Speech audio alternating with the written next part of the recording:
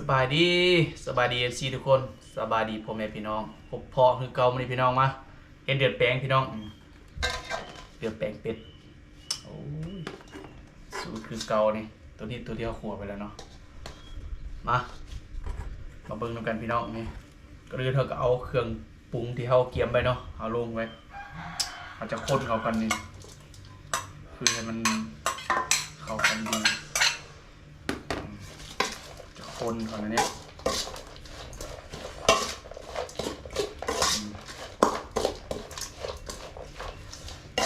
สูตรไปสูตรมันเนาะแต่ละสูตรก็บ่คือกันที่คนกันเล็ดหอมละห้อยหนาแต่เฮ็ดเรียนมันจะเข้าดีเนาะเวลากินมันจะแซ่บ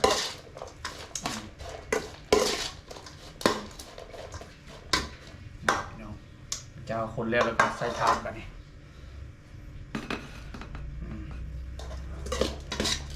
ใส่ถาด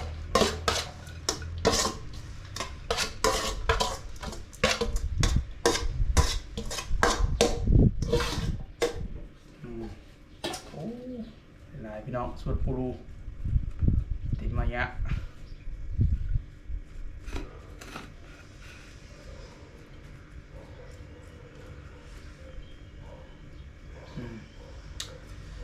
จากนั้นเราก็มาปรุงเดือดพี่น้องตัวนี้จะเอาอยู่1-2เนาะ1-2ก็หมายความว่าเดือด1ถ้วยเนาะอาจจะใส่น้ำ2ถ้วยเดี๋ยวเอาฟองก่อน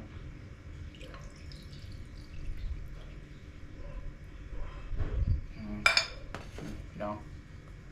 เดือด1ถ้วยนี่เนาะอาจจะใส่น้ำอยู่2ถ้วยเนาะ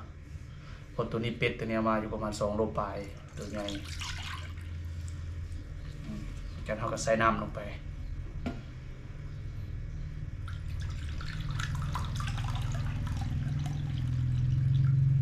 จอง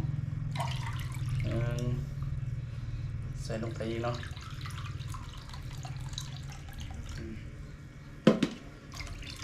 สองประมาณแล้วเขาก็คนไปดิพี่น้องคนให้มันเข้ากันเนาะ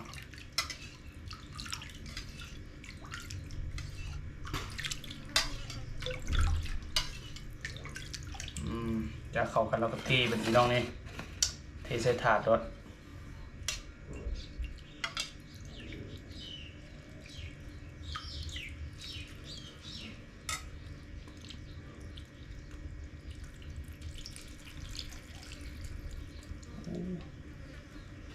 หลายขนาดพี่น้อง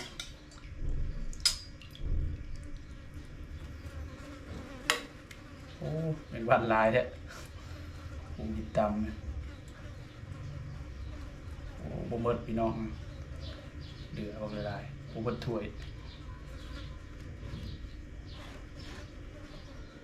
หลังจากใส่แล้วก็ป้าไปพี่น้องป้าไปประมาณ5 นาทีก็เป็นเนาะตัวนี้บ่หมดไว้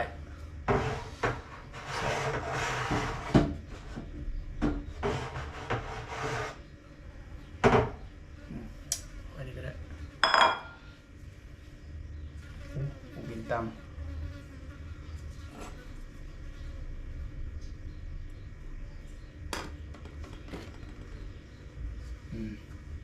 แล้วก็ปลาไว้5 นาทีพี่น้อง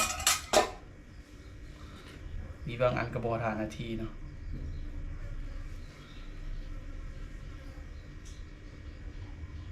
สูตรพิเศษพี่น้อง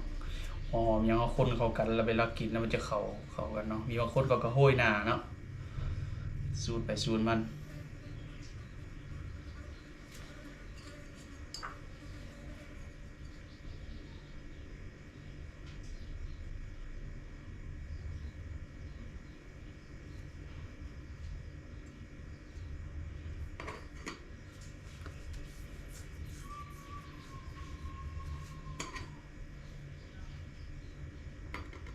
นะพี่น้องเดี๋ยวเฮ็ดไป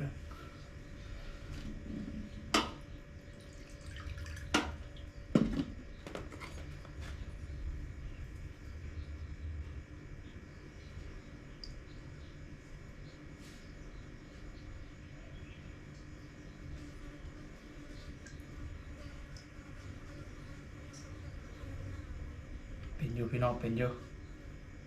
เป็นละ